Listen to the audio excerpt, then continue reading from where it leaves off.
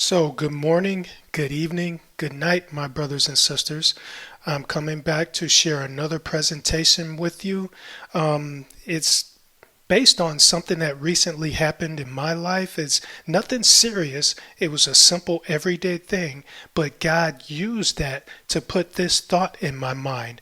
Do you trust God like that? And I would like to share it with you. So I frame this in the form of a question because that's how it came to me. Therefore, that's how I will present it to you. You see, we tend to have more faith in people and in things of this world more so than in the one who created the people and the world.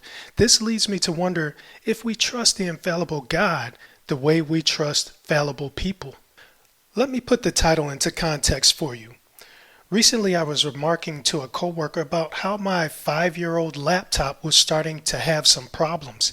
It was slow, the plastic chassis was cracked, I could hear something rattling around on the inside, and it was beginning to lock up frequently. However, it still worked.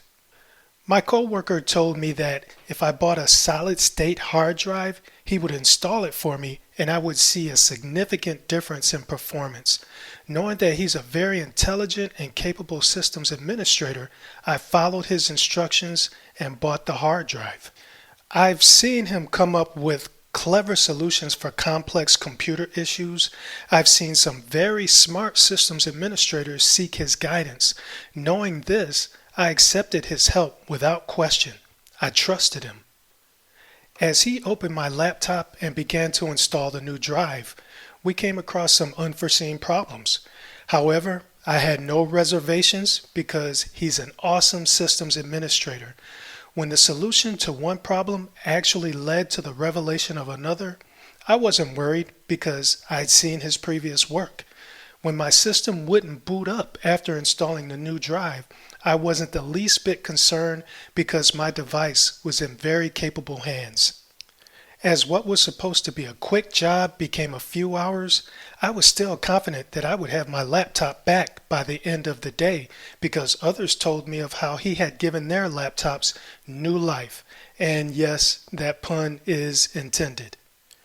While looking at the exposed innards of my laptop, problems still unresolved, the thought came to my mind, do you trust God like that?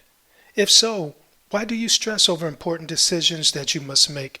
Why are you frustrated if your prayers aren't answered immediately? Don't you trust God the way you trust your coworker?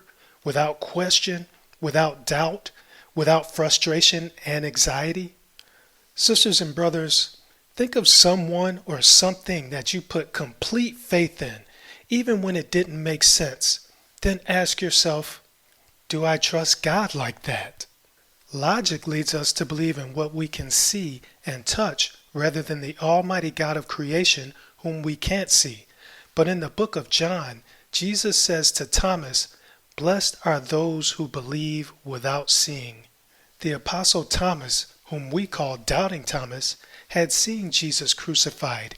He had seen the flesh beaten off his back, the nails driven into his hands, the spear being thrust into his side. He had seen Jesus being placed in the tomb. He had seen what appeared to be the end of the Messiah. Thomas was also in fear of being caught by the Jewish leaders that had killed Christ.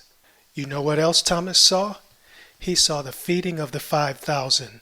He witnessed Jesus walk on water and command the wind and sea to be still. Thomas saw Lazarus raised from the dead. Yet the current situation was so grave, it overshadowed the miracles he'd witnessed.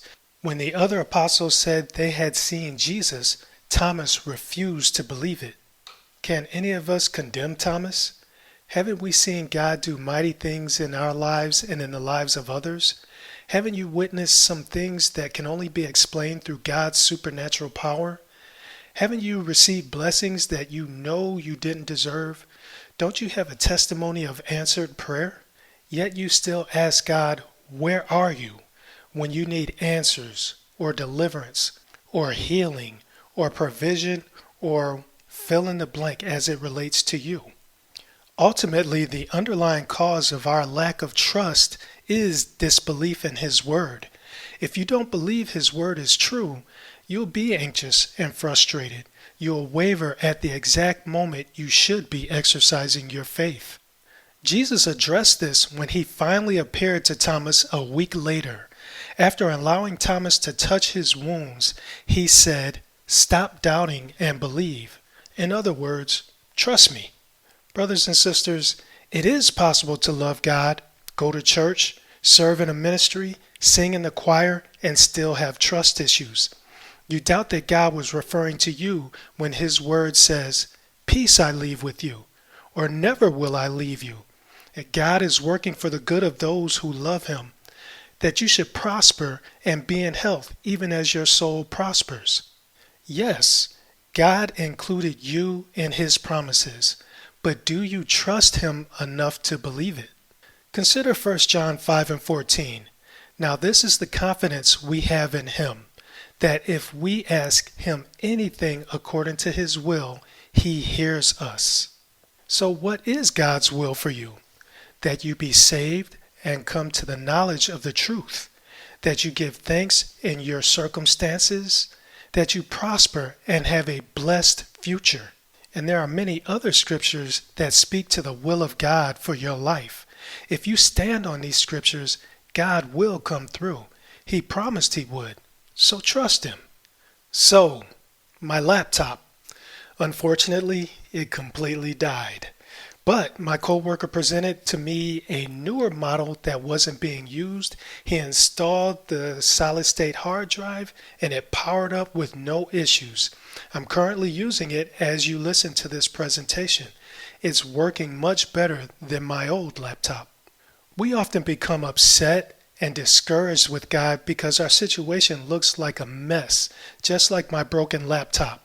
But if you just trust him, even in the mess, don't you think he'll present you with something new in the end? But the question is, do you trust him like that? Brothers and sisters, thank you for spending this time with me. I hope you've been inspired and encouraged to trust God like that. As you go out into the world, remember your friends, family, co-workers, some of them don't read the Bible. So please be the Bible for them and have a blessed day.